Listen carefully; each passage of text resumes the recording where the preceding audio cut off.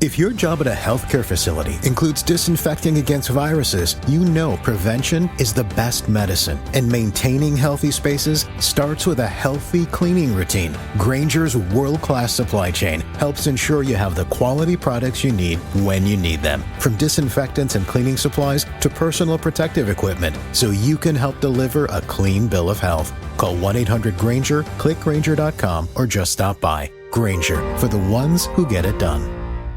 She walked into the confessional not to be forgiven, but to start a fire. What begins as a seductive game between a grieving woman and a guilt-ridden priest spirals into a war against the church that buried her mother's pain. Secrets unravel, vows are shattered, and every whispered confession becomes a weapon. In a world where sin hides behind stained glass and silence, one woman will use desire, manipulation, and truth to burn it all down. This isn't about redemption. This is the confession booth. Welcome to the Skillful Art of Manipulation podcast. If you haven't already, please consider following us on your favorite podcast platform. Today we present to you the confession booth. Let's dive into this thrilling narrative together. Chapter 1, Bless Me, Father. They say confession is sacred, a private ritual between sinner and savior, where guilt is spilled like wine and forgiveness comes wrapped in silence. But I never stepped into that booth for salvation. I stepped in to set a fire. You see, I wasn't born wicked. I was made this way, crafted, carved, and burned into shape by years of pretending to be the good girl. The one who kneeled the right way, who wore skirts past her knees, who spoke softly and swallowed every insult wrapped in scripture. I used to believe that God was watching, that he saw everything. But now, I believe something different. God doesn't watch. He lets things happen, and I don't trust anyone who just watches. That Sunday morning, I woke up early, way before the sun painted the walls with gold. I lit a single candle in the kitchen and sat there in my underwear, the cold tile under my feet grounding me in the present. My apartment was still. Too still. It always was. The silence only broke when the neighbors argued, or when I let my own voice echo off the walls during those lonely nights. I sipped my coffee slowly, no cream, no sugar. Bitter, like the truth I was about to unleash. I chose my outfit carefully. Modest but fitted. A black pencil skirt that hugged my hips, a white blouse buttoned up to the third notch, just enough to hint without screaming. I tied my hair into a low bun, slid on my church heels, and dabbed my neck with a scent that could make even angels sin. I looked like a woman headed to Sunday service, but under that polished skin was a storm. I arrived at St. Augustine's just after 9 a.m. Mass didn't start for another 30 minutes, but I liked being early. I liked watching people. The self-righteous. The broken. The liars, the gossips, all of them stumbled in, dressed in fake humility, acting like the walls of this place made them holy. Newsflash, they didn't. You could drown a body in holy water, and it wouldn't cleanse what they kept hidden. I slid into my usual pew, third row from the front, far left. Close enough to watch the pulpit, but not center stage.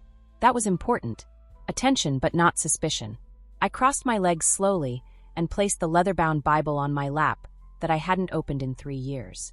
I smiled politely at Sister Mary, who always sat one pew back and to the right, judging me with that crooked little cross pin on her shoulder. "Good morning, child," she said, her voice wrapped in vinegar.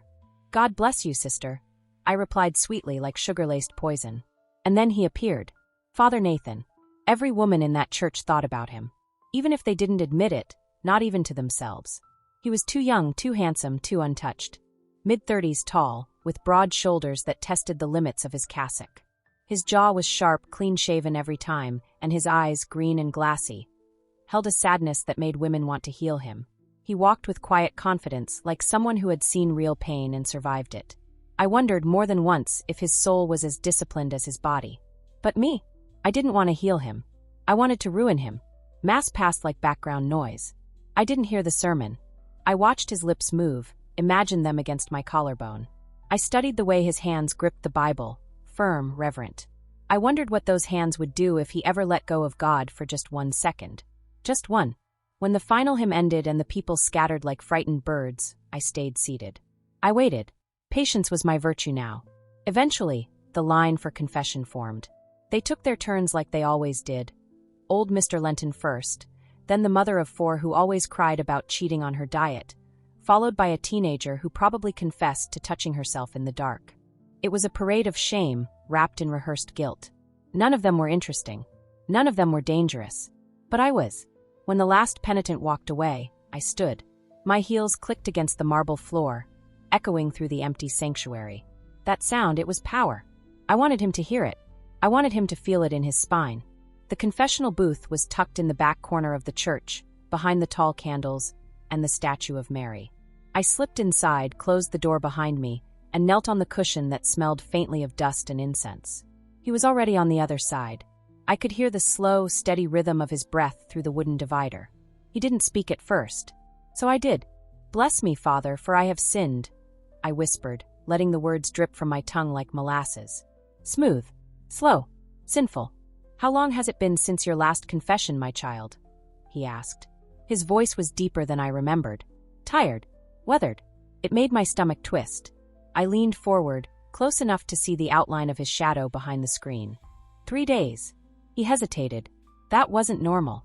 But I wasn't a normal parishioner. I never had been. "I've had thoughts," I continued. "Wicked ones. About a man I see every week. A man who wears black. A man who pretends he doesn't notice when women stare." His silence was loud. "I dream about him, Father. Not sweet, innocent dreams. No. These are dreams soaked in sweat and gasping breath. In my dreams, he's not so holy. These are impure thoughts," he said quickly. "Too quickly. You must ask God for strength to overcome temptation." "Maybe I don't want to overcome it," I said softly. "Maybe I want to taste it. Feel it. Maybe I want to know what it's like to be the reason someone breaks." He cleared his throat. "You should pray for your soul." "I don't want to pray, Father," I said, unbuttoning the top of my blouse, knowing he couldn't see me, but feeling the thrill anyway. "I want to confess. I want to be honest about what I feel. I want to drag it into the light and let it burn." "Stop," he said, but his voice betrayed him. It cracked. It shook. "I see the way you look at me when you think I'm not watching," I whispered. "Do you pray harder after I leave? Do you get on your knees and beg God to kill the thoughts I leave behind?" "No more. This is not appropriate," he said, nearly choking on the words. But he didn't leave. He stayed. I smiled. My lips brushed against the wood of the screen. "I'm not here for forgiveness, Father. I don't want your mercy. I want your weakness." I stood up slowly, deliberately. My knees cracked softly from kneeling too long. I didn't rush. I let every second linger. When I stepped out of the booth, I didn't look back. I didn't need to. He would sit there long after I left, surrounded by shadows and sin. And later, when he thought he was alone, when he locked the booth and prayed for strength, he'd never know I had wired the confessional 2 weeks ago. Tiny Mike hidden in the seams of the wood, capturing every breath, every hesitation, every confession. I opened my laptop the moment I got home, poured myself a glass of red wine, kicked off my shoes and hit play. There it was. My voice seductive and soft. His trembling. Full of denial. Full of need. Crystal clear. Perfect. This wasn't just a game. This was a war. And I had just fired the first shot. Chapter 2. His voice in the dark. There's something addictive about control. Not the fake kind. The one they teach women to crave through submission and silence. I'm talking about the real thing. The kind that seeps into your bones and coils around your spine. The kind that makes men forget who they are, what they stand for, who they answer to. After I played the recording that night, I didn't sleep. I lay in bed in nothing but my lace panties, the laptop still glowing on the nightstand, his trembling voice echoing softly through the speakers like a lullaby twisted in sin. "Stop. This is not appropriate." But he didn't stop, did he? He didn't hang up his collar and walk out. He sat there, stunned, soaking in my confession like a man dying of thirst at the edge of a poisoned river. And I could hear it, behind every word, every breath, his restraint unraveling. I ran my fingers along my collarbone, letting them drift lower as I replayed his voice again. My body trembled, not with lust, not exactly. This was something deeper, something darker. I wasn't just seducing him. I was turning God's house into my stage. And I was just getting started. By Monday morning, the Catholic rumor mill was already spinning. I passed Sister Mary outside the parish office, and she clutched her handbag like I was the whore of Babylon come to life. Maybe I was. Her lips tightened, her eyes narrowed, but I gave her my sweetest smile, the kind that made her second-guess every awful thing she wanted to say out loud. "Blessed morning, sister," I chirped, letting my blouse flutter just enough in the breeze to tease. She said nothing, just watched me like she knew something wasn't right. She was right, of course. Nothing was right. Not anymore. I walked straight past her and into the church. No appointment. No warning. Just bold footsteps echoing across polished marble as if I owned the place. And in a way, I did. He was in his office, small, dimly lit, walls lined with books on theology, worn prayer candles, and a crucifix hanging crooked over his desk. I knocked twice. Firm but polite. A sinner's knock wrapped in good girl manners. "Come in," he called. When he looked up and saw me, his jaw locked. His eyes flickered like he'd just remembered a nightmare and wasn't sure if he was still asleep. "Miss Langley," he said, standing too quickly. His tone was professional, neutral, but his fingers twitched where they gripped the edge of his desk. "Amelia," I corrected gently, closing the door behind me.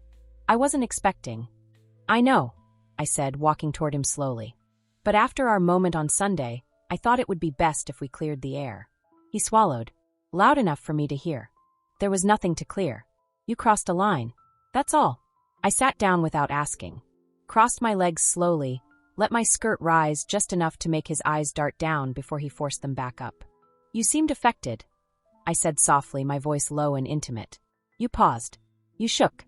You told me to stop, but you didn't leave. You stayed.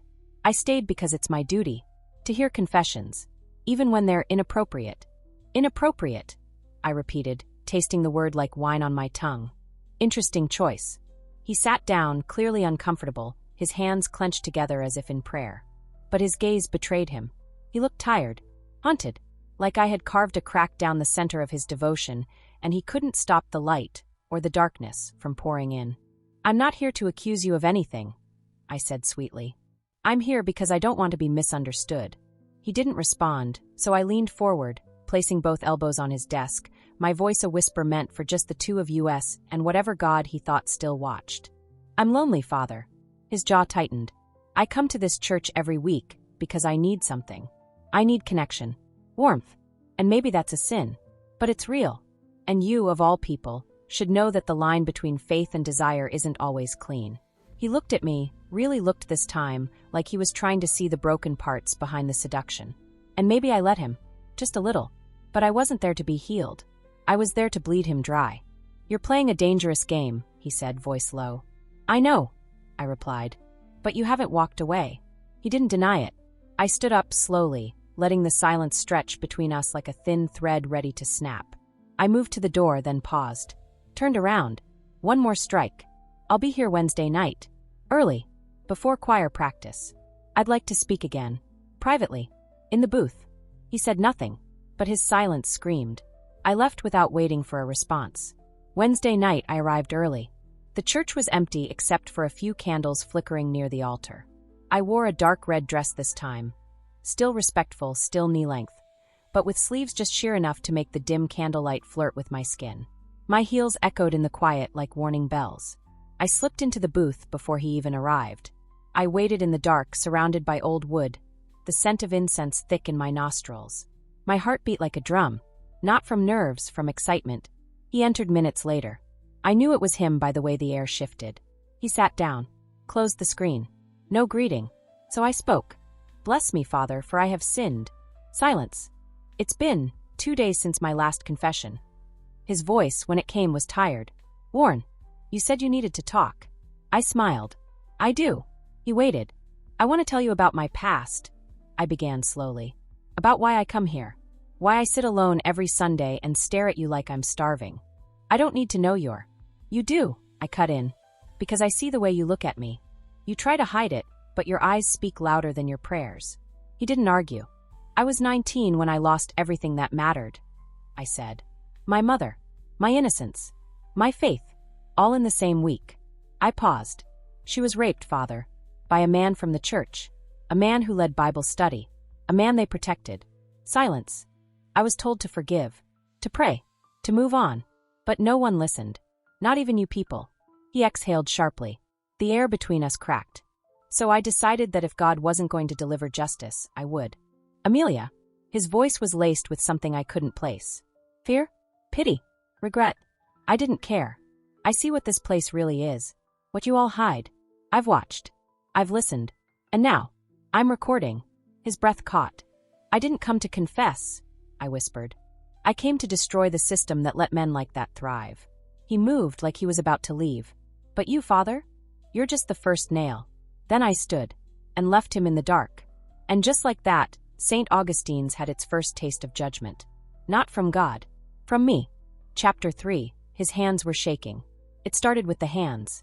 I noticed it first the following Sunday, when he stood at the pulpit delivering a sermon about spiritual warfare, about resisting temptation and guarding one's soul against the whispers of the flesh. His words tried to reach the heavens, but his hands betrayed him. They trembled. It wasn't from age. No, it was because of me.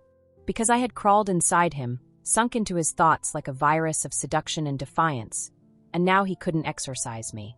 He tried to look past me, avoid eye contact, pretend I wasn't sitting in the third pew in that black dress with the slit up the side, the one I'd never dare wear to church before. But he felt me. I made sure of it. I didn't cross my legs. I let them stay parted just enough. My posture was regal, unbothered, controlled. I was the lioness, and the priest was the lamb who refused to run. Let them all look. Let the whole damn congregation think I was shameless. Because I was. Shame was for the weak, the hypocrites, the ones who swallowed their truth to keep their seats at God's table. I was past that. And so was he, even if he couldn't admit it yet. When the sermon ended, I didn't rush out. I stayed seated, letting the pews empty around me, letting their judgment soak into my skin like cheap perfume. Sister Mary whispered something sharp behind me, probably a prayer or a curse. I didn't care. Let her pray. Let them all pray. Because prayers don't stop storms. They just give people something to whisper when the lightning starts to burn. Eventually, the church emptied. The choir girls packed up their hymnals. The organist coughed twice, dragging his old bones toward the back door. But I waited, and just like I knew he would, Nathan came to me. "Amelia," he said, voice low, uncertain. "Can we talk?" I tilted my head and stood slowly. "Of course, Father." We didn't speak as we walked. Not until we reached his office again. Our little sanctuary of secrets and unraveling faith. The door clicked shut behind us, and that sound, it was the beginning of something irreversible. He sat behind his desk, and I stood across from him, arms crossed gently under my chest, heart steady, breathing soft. "I need you to stop," he said finally. "This can't continue." "What exactly are you asking me to stop?" I asked, tilting my head. "This game, these conversations, they're inappropriate." "I've only been honest with you, Father," I said, stepping forward slowly. "Isn't that what confession is for? To speak our truth?" He looked at me like I was speaking another language. One he wanted to understand, but couldn't afford to. "I've taken vows," he said, "and I intend to keep them." "Of course," I whispered, taking another step. "But that doesn't mean you haven't already started breaking them." He swallowed hard. "That's not true. You stayed. Every time. You listened. You didn't report me to the bishop. You didn't call me unwell. You listened. Because something in you wanted to hear it. You're twisting this," he said, but it came out flat. I leaned forward, placing my palms on his desk. "Your hands shook this morning," I said softly. "When you held the communion chalice. When you spoke about the flesh. You were talking about me, weren't you?" "No," he said. I smiled. "Lying doesn't suit you, Father." He stood abruptly, pushing his chair back, turning toward the window like the stained glass might save him from himself. I walked up behind him, close enough to breathe the same air, close enough to smell the conflict dripping off his skin like holy sweat. "I'm not trying to ruin you," I whispered, lying through my teeth. "I just want you to be real. Just once. Drop the robe. Drop the mask. Be a man." He turned suddenly, too quickly, and for a second we were face to face. I could feel it. The edge. The moment. He was unraveling, and I was pulling every thread.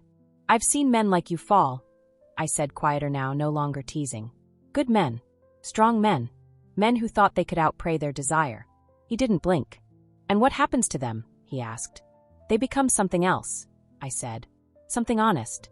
Something dangerous. Something free. Silence. God, I lived for the silence between our breaths."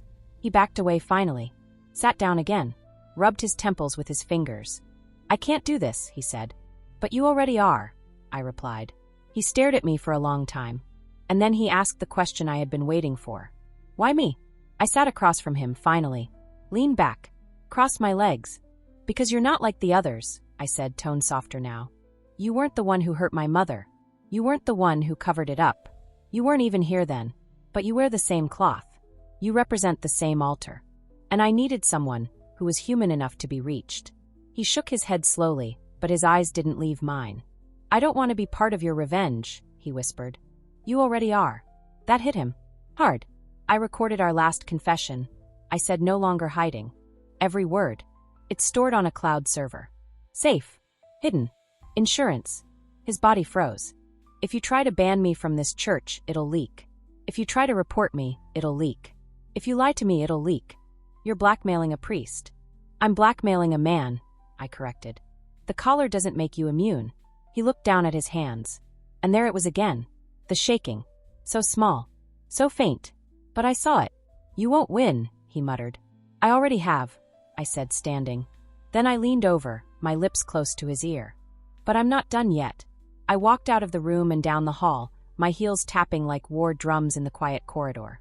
And behind me, I left a man shattered by a truth he couldn't pray away. Chapter 4. The flesh is weak. I've always believed that desire is stronger than faith. Faith is abstract. It's an idea, a belief in something you can't see, touch, or hold when the nights are long and the silence is suffocating. But desire? Desire is real. Tangible. It crawls under your skin, settles between your legs, coils in your gut, and whispers the things your God says you shouldn't want. It doesn't wait for a Sunday sermon. It doesn't kneel. It doesn't beg. And Father Nathan, he was drowning in it. That Wednesday night marked the shift. The unraveling. The moment he stopped being just another priest in a robe and started becoming a man. A weak, lonely, guilty man. A man spiraling toward a truth that terrified him. I didn't go back to church that weekend. I didn't call. Didn't text. Didn't hover outside the parish office pretending to be lost in prayer. I vanished. And I did it deliberately. Because nothing gnaws at a man's soul like absence. Letting him feel the silence. Letting it grow teeth and bite at the corners of his resolve. Letting him wonder where I'd gone. Whether I was planning something. Whether I'd spoken to anyone. Whether the recording, the one he now knew existed, was suddenly in someone else's hands. Let him stew in it. Let it rot him from the inside out. And it worked. By Monday morning, I had 6 missed calls from an unknown number. I listened to the voicemail he finally left on the 6th try. "Amelia, this is Nathan. I mean Father Nathan. Please call me. We need to talk. Privately. Soon." His voice was taut. Dry. Frantic. Like someone gasping for air after nearly drowning in their own sins. I didn't call him back. Not immediately. I waited until Tuesday night, just after 9, when I knew he'd be finishing Vespers and the church would be empty. I texted him 2 words, "Meet me." No location. No explanation. But I knew he'd come. And he did. I chose the old rectory office at the back of the church. The one they stopped using years ago because of water damage and creaky floors. It was cold, dim, and reeked of mildew and dust. The perfect place to kill a man's spirit. When he stepped inside, he looked like hell. His collar was loose. His hair unkempt. His eyes sunken in like he hadn't slept since we last spoke. Which, judging by the bags under his eyes, was probably true. "Where have you been?" he asked, breathless. I stood by the window, staring out at the shadowy graveyard behind the church. I didn't answer him. Not yet. I wanted him uncomfortable. I wanted him to feel the imbalance of power settle like fog between us. "I needed time to think," I finally said. "You disappeared." "You needed space," I shrugged. "I gave it to you." His jaw clenched. "This isn't a game." I turned to face him. "Isn't it?" "No," he snapped. "This is real. You're playing with fire." "I am the fire."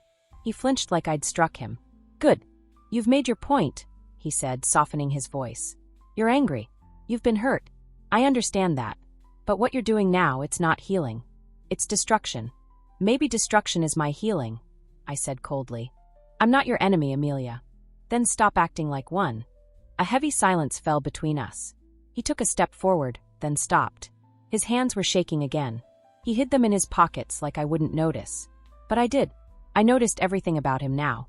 "I'm sorry for what happened to your mother," he said, his voice cracking with sincerity. I stared at him. "She was raped," I said flatly. "By a man who wore the same collar you do." His shoulders sank. "She came to this church for help. She trusted your system. And they covered it up. Silenced her. Shamed her. Do you know what that does to a woman?" He didn't answer. "She started drinking to sleep. Taking pills to breathe. And one night she didn't wake up." His eyes shimmered. But I wasn't finished. And I've spent every day since wondering how many more women your precious church has buried in silence. He lowered his gaze. I didn't know. I wasn't here. But you are now, I said. And that makes you accountable. He swallowed hard. What do you want from me? I walked toward him slowly, each step deliberate. I want you to feel what she felt. The fear. The shame. The helplessness. I want you to see how fragile your faith really is when someone turns the spotlight on you. And if I do, he asked, his voice barely audible. If I break, then what? Then maybe you'll understand. We were inches apart now. I could smell the scent of old incense and sweat on his skin. His breath was shaky. His lips parted like he was about to say something else, but he didn't. Instead, he looked at me like I was both salvation and damnation. And then I kissed him. Soft. Slow. Like a confession. At first, he didn't move. Didn't breathe. But then, his hands gripped my waist. Tightly. Desperately. And he kissed me back. Harder. Hungrier.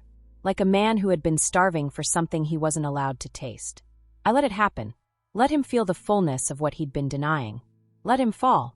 Because that moment was more than lust. It was leverage. I pulled away slowly, leaving his lips wet and trembling. And then I whispered. I recorded that too. His face went white. You what? There's a camera in the vent, I said calmly, pointing toward the ceiling. High def. No audio needed. Your hands said enough. You set me up. No, I smiled. You set yourself up. I just gave you the space to do it. He stepped back, horrified. Betrayed. Lost. You don't know what you've done, he whispered. Oh, I know exactly what I've done. I walked toward the door. Paused. Looked over my shoulder. This isn't about revenge anymore, Father. It's about exposure. He collapsed into the old wooden chair behind him, eyes wide, breathing shallow. And I left him there in that cold, decaying room, surrounded by ghosts, guilt, and the ruins of his piety. I didn't look back, because the next move was his. And no matter what he chose, he'd already lost. Chapter 5. All sins are not equal. The next morning, I woke up with the taste of him still on my lips, bitter, conflicted, and laced with desperation. That kiss wasn't about love. It wasn't even about lust. It was about power. And now I had all of it.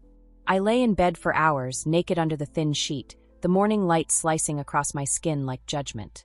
I didn't feel guilt. I felt electric. Every breath I took was sharp, charged with the aftermath of what I had done. What we had done. I had kissed a priest. He had kissed me back. I had recorded it. And now he was mine. But this was never just about blackmail. It was about control. About cracking the mask of holiness and watching the truth crawl out from underneath. Watching him bleed. I took my time that morning. Made myself breakfast for the first time in weeks. Eggs, bacon, toast, black coffee. I played soft jazz through my speakers and left the windows open so the neighbors could hear my laughter as I danced in the kitchen like a woman free of consequence. By the time I checked my phone, there were 4 new voicemails. All from him. I didn't listen to a single one. I already knew what they said. Apologies. Please. Maybe even threats disguised as spiritual warnings. None of it mattered. He had crossed the line, and there was no holy ground left to run to. That night, I went to the church again. Not for Massachusetts. Not for confession. For war. I wore black leather pants, a silk blouse that clung to my skin like sin, and red heels that clicked like a metronome of danger across the marble floor. The sanctuary was dimly lit. A few scattered candles flickered by the altar, their flames trembling as if they sensed my presence. I knew he'd be there. He always came back to the scene of the crime. I found him in the front pew, his head bowed, elbows on his knees, hands clasped together in a pose of forced repentance. His collar was gone, just a plain black shirt now. His hair was a mess. His eyes were hollow. Good. He didn't hear me approach. I stood beside him in the pew, letting the silence stretch until it choked the space between us. You look like you've been praying, I said softly. He looked up slowly, eyes red. I have. Did he answer this time? He didn't reply. Let me guess, I said, sliding into the pew beside him. You asked him for strength, for forgiveness, maybe even for a sign. His silence said everything. And then you remembered my mouth on yours. My body pressed against you. My breath in your ear. Stop, he said sharply. But his voice lacked weight. Why? I leaned closer. Because it's still there? Still burning in your memory like incense on skin. He looked at me, pain etched deep into every line on his face. I broke my vow. No, I said. You finally told the truth. He shook his head. You don't understand. I've given my life to this. My soul. My purpose. And what has it given you back? I snapped. Loneliness? Silence? Nightmares dressed in white robes and crucifixes. He closed his eyes like my words hurt more than the silence ever did. I was called to this. No, Nathan. You were told you were called to this. Probably when you were 15 and confused and desperate to matter. You think God picked you? Or did some broken man in robes tell you that you'd only be worth something if you sacrificed yourself for a lie? He stood abruptly, his hands trembling.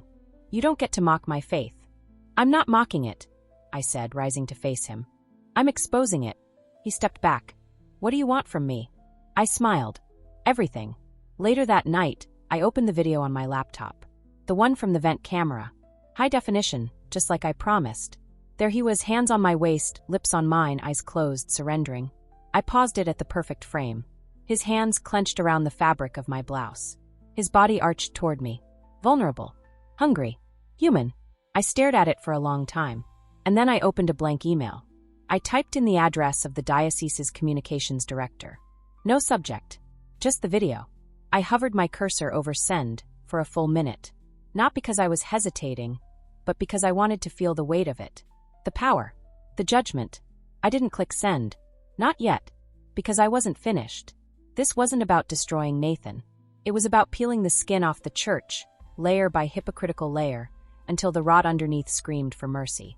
And I needed him to help me do it, whether he liked it or not. 2 days later, he showed up at my apartment. Unannounced. Desperate. I opened the door in a robe and nothing else, my skin still damp from the bath I'd taken moments before. Steam drifted out into the hallway as I met his eyes. Are you insane? He whispered, glancing over his shoulder. What if someone saw me come here? Then maybe they'll finally realize you're human. Amelia. I stepped aside and let him in without another word. He paced the floor of my living room, his hands in his hair, panic radiating off him like heat. I sat on the couch and crossed my legs. Relax, Father. No one followed you. I can't sleep, he said. I can't breathe. I keep seeing that video in my head. Then maybe you should watch the real thing, I said, pointing to my laptop on the coffee table. You're insane. No, I said. I'm focused. He turned to face me, eyes bloodshot and wide. Why are you doing this? Because this church destroyed my mother. And now you want to destroy me? No, I said slowly. I want to use you. He didn't speak. I stood up and walked toward him, slowly, deliberately, like a prayer turned into a weapon. I have a list, I whispered. Names. Dates. People still sitting in those pews with skeletons hidden beneath their rosaries. The man who raped my mother wasn't alone. There were others. Still are. And I'm going to burn them all. He stared at me like he was seeing something monstrous and holy at once. And what do you need from me? I stepped close, brushed my fingers against his collarbone. Access. Records. Trust. Your silence. He was shaking again. You're asking me to betray everything I've ever stood for. I smiled. I'm asking you to finally stand for something. He didn't move, didn't speak, but he didn't leave either. And that was all the answer I needed. Chapter 6, the Judas Gospel. They say every betrayal starts with a kiss. But mine started with a confession. And by now, that single whisper in the booth had grown into a roaring fire, consuming everything, melting holy things into something unrecognizable. Father Nathan had crossed the line. Now he stood with me on the edge of the abyss, and I was holding his hand. He didn't show up the next day, or the day after that. I wasn't surprised. He needed time. Time to grieve the man he once thought he was. Time to drown in shame and guilt and self-hatred. Time to beg a silent God for forgiveness he'd never give.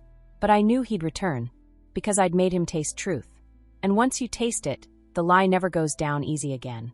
On the third night, I found him sitting outside my apartment. Hoodie on, hood up, head down. He looked like a junkie trying to outrun his demons. And in a way, he was. Only his drug had been God, and I'd made him overdose on reality. I opened the door and stood over him. You hungry? He looked up at me. Hollow, broken, but alive in a way he'd never been before. I didn't wait for an answer. I walked back inside. He followed. I fed him pasta and red wine and sat across the table as he devoured it like he hadn't eaten in days. He probably hadn't. I watched the way his fingers trembled around the fork, the way his eyes darted to mine, then away, like a man still afraid of wanting what he already had. When he finished, I poured another glass and pushed it across the table. He took it without a word. "I've made peace with hell," I said softly. "Have you?" He stared into the wine like it might hold a different answer than the one swimming in his gut. "I'm not sure I believe in hell anymore," he muttered. "Good," I smiled. "That makes this easier." He looked up slowly. I went into the archives. My heart fluttered, just once, like the soft click of a trigger. I found some of the names you mentioned. Priests transferred after scandals. Pages redacted. Reports buried. "It's worse than I thought." "It always is," I said. "There are dozens of files," he said. "Maybe hundreds. Covered up. Locked away. There's a coded index system. I had to find the back door." "And now you're in?" He nodded. I stood slowly, crossed the room, and sat beside him. Our knees touched. Our shoulders brushed. He didn't flinch this time. "You ready to do something real with that access?" He turned to me, breathing heavy. "I don't know what I'm doing anymore." "You're telling the truth," I said. "For the first time in your entire goddamn life." "I thought I was saving souls." "No. You were silencing screams." He winced. "I didn't know. But now you do." Silence fell between us. Not cold, not hostile, just heavy. Truth always weighed more than lies. He finally looked me in the eye. "What do you want to do?" "I want to leak it," I said. Slowly. One file at a time. An anonymous blog. A press leak. A storm. He swallowed. "And me?" "You're my Judas," I said. "Only this time, Judas isn't betraying Christ. He's betraying the machine that sold his name like a brand." We got to work that night. In the quiet of my apartment, with the curtains drawn and the lights dimmed, we pored over files like war generals plotting a siege. Names. Transfer records. Victim statements hidden under redacted black lines. One priest had 27 allegations. Moved 6 times. Died with a stained glass window in his honor. Another had written a letter confessing everything, then mysteriously vanished. Nathan read the documents like they were scripture. Only this time he didn't look for hope. He looked for patterns. Evidence. Weak points in the church's carefully constructed facade. "I baptized children with these hands," he said once, looking down at his trembling fingers. "I stood in front of grieving families and told them God had a plan." I reached over and grabbed his wrist. "You didn't hurt them, but you can avenge them." He nodded. A slow, haunted nod. The kind that belongs to men who know they're too deep to crawl back out. We launched the blog within 3 days. Simple name, The Judas Gospel. First post? The man who raped my mother. We used the redacted file, matched with his known assignments, and connected him to multiple allegations spanning 15 years. We included quotes from survivor interviews, a photo of his church's stained glass tribute, and a timeline of silent transfers. We didn't name Nathan. Not yet. We let the story simmer. By the 3rd post, it was trending anonymously on Catholic message boards. Journalists started sniffing around. The diocese released a vague statement about unverified leaks and cyber defamation. But we weren't guessing. We had proof. Inside access. Their own words. And Nathan? He kept showing up at my door. Not as a priest. Not as a man of God. But as a man with blood on his collar and truth in his fists. Each night he brought more files. And each night we got closer. Closer to the truth. Closer to each other. We didn't fuck. Not yet. But we were circling it. Breathing it. Every time our fingers brushed over a document. Every time we stared too long. Every time silence lingered in the room and neither of us broke it. We were building something bigger than lust. Something more dangerous. And deep down I knew. He was falling in love with me. But love wasn't part of the plan. Love complicated everything. Love made monsters hesitate. On the 7th day of our mission, I caught him staring at me while I slept. I didn't say anything at first. Just let him look. Let him ache. When I opened my eyes, he flinched, embarrassed. "I shouldn't be here," he whispered. "But you are. I keep waiting for this to feel wrong." I reached up, touched his face. And it doesn't. That night we kissed again. Softer this time. Slower. Less like a power grab, more like a prayer. But prayers don't save people like us. They just make the fall hurt worse. He laid beside me on top of the covers, fully clothed, hands stiff at his sides like he was afraid to move. I watched him until sleep took him. Listened to his breath slow. Watched the lines of tension disappear from his face. And I wondered, would he still follow me when I burned the whole fucking church to the ground? Because that's where this was headed. And I wasn't turning back. Not even if love tried to pull me. Not even if he begged. Because vengeance wasn't just a plan anymore. It was a purpose. And I wasn't just a woman with a story. I was the reckoning. Chapter 7. Let the whole damn church burn. I always knew it would end like this. Not with forgiveness. Not with peace. But with a final confession. Louder, bloodier, and more honest than anything ever whispered through that wooden screen. The truth isn't soft. It's not wrapped in warm light or sung by a choir of innocent voices. Truth is a fucking fire. And tonight I lit the match. The blog had exploded. 3 weeks after our first post on the Judas Gospel, we had over 1 million views, a dozen priests under investigation, and whispers swirling through every corner of the diocese like rats scurrying from a flooded chapel. The church went into PR lockdown. They called it a cyber attack. Said we were liars. Bitter. Misguided. Spreading confusion. But we didn't stop. Every night, Nathan brought more files. Every name we published came with documents. Photos. Transfer logs. Confessions buried by time and bureaucracy. And then the threats started. Emails. Phone calls. Letters shoved under my door. One even included a burned rosary and a single word, repent. I didn't blink, because I knew what came next. They'd try to crucify us. Silence us. Smear us until the whole world thought we were the ones poisoning the faith. But you can't kill someone who already made peace with hell. I'd been dead since the night my mother overdosed on sleeping pills and vomit, after a lifetime of being silenced by men in robes. This was resurrection. It was a Thursday when everything finally snapped. I woke up to Nathan pacing in my living room, one of the files clutched in his hands. His collar was gone. His priest clothes? Shoved in a duffel bag by the door. He wore jeans now, a plain black shirt, and his eyes, God, his eyes were shattered. I leaked it, he said. I sat up. What? I sent the final file to the press. The real one. The big one. My heart skipped. You mean? He nodded. Bishop Langston, the golden god of the archdiocese. The face of the church's purity campaign. The man who buried my mother's rape behind 6 different transfers and a $500,000 settlement he paid in silence money. They always said he was untouchable. Turns out no one is. What did you send? I asked. The victim testimonies. The internal memos. His handwritten statement of intent to transfer the predator instead of reporting him. I stared at Nathan like he was someone new. Do you realize what you've just done? Yes. He dropped the file on the floor like it weighed more than his soul. They'll come for us now. Let them. We didn't speak for a long time. Just stood there in the quiet, breathing each other in. And then, he kissed me. Not like the last 2 times. Not like shame. Not like temptation. This time it was a goodbye. By Saturday, the church was on fire, figuratively. 2 major networks ran the Langston story. The bishop issued a statement that sounded like a half-choked plea for mercy wrapped in denial. Protesters gathered outside the cathedral. Survivors began flooding message boards with their own stories. # the Judas Gospel was trending. Nathan stayed with me. We didn't talk much. We didn't touch. We just existed in the same space, 2 ghosts who knew what we'd done and who we'd become. But peace isn't permanent, especially not for people like us. The knock came at midnight. I opened the door and found 2 men in suits standing in the hall. Church security, not cops. They didn't flash badges. They didn't need to.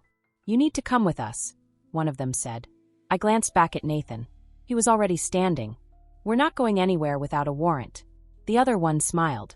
This isn't legal business. This is spiritual. I laughed. Oh, fuck off. That's when they stepped inside. And that's when Nathan did something I'll never forget. He stepped between me and them. Touch her, he said, and I'll bury your whole goddamn institution with the rest of those files.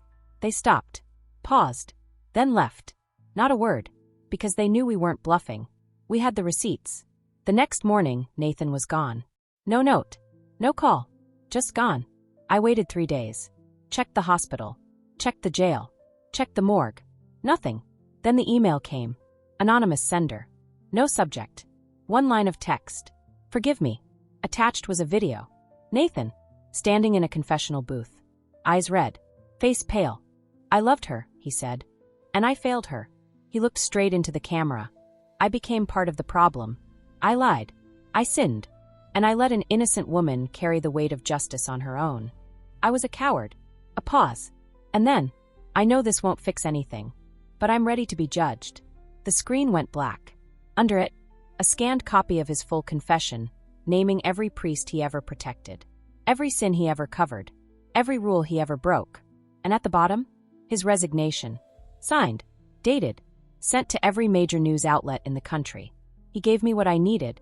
He lit the final flame. The fallout was biblical. 10 priests removed from duty. 3 bishops under investigation. Langston stepped down. The Vatican issued a statement of deep regret, which in church terms is the equivalent of a shrug. And Nathan? He disappeared. Vanished into some spiritual witness protection program. Rumors said he was spotted in Mexico. Or Montana. Or some monastery in the Alps. I never saw him again. But every time I see a collar now, every time I walk past a church and hear the hymns spilling out the stained glass, I think of him. Of what we did.